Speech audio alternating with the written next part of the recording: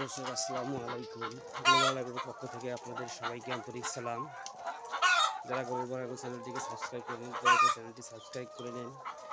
আমি আজকে বর্তমান সময়ের পরিপ্রেক্ষিতে কিছু কথা বলবো যে এই বর্তমান সময়ে যে প্রচণ্ড গরম, ডিমের দাম অধিক হওয়ার কারণ কি?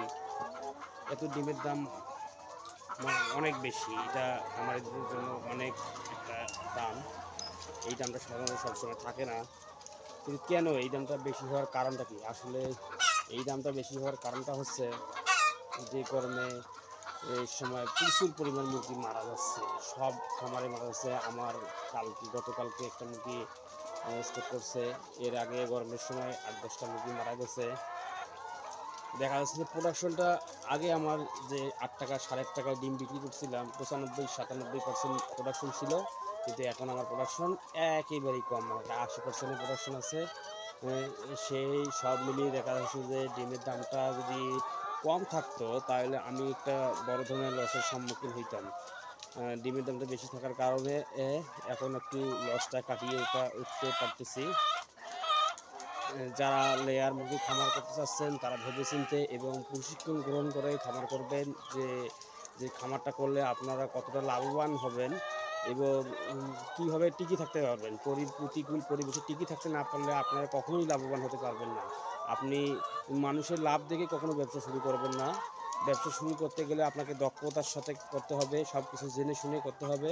না হলে আপনি এত বড় লসের সম্মুখীন হবেন যে আপনার জীবনে এইরকম লস কাটিয়ে উঠতে পারবেন না। এত বড় লস। এই পোলট্রি শিল্পে খুব একটা খারাপ ব্যবসা, জীবনের ব্যবসা, খুব খারাপ ব্যবসা।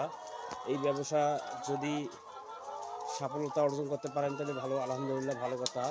আর যদি আপনারা সফলতা অর্জন করতে না পারেন, যদি কোনো একটা লসের সম্মুখীন হন বা কোনো একটা সমস্যার সম্মুখীন হন, তাহলে আপনার জীবনটাকে বরবাদ করে দেবে। সারা জীবনের জন্য আপনাকে পস্তাইতে হবে, একেবারে সারা জীবনের কান্না আপনাকে বইতে হবে।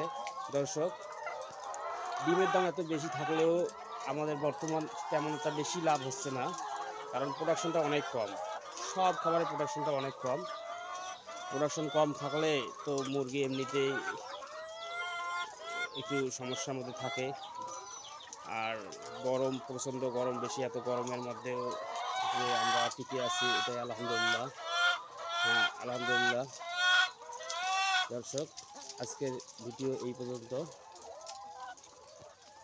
সবাই ভালো থাকবেন, সুস্থ থাকবেন। আল্লাহ হাফেজ।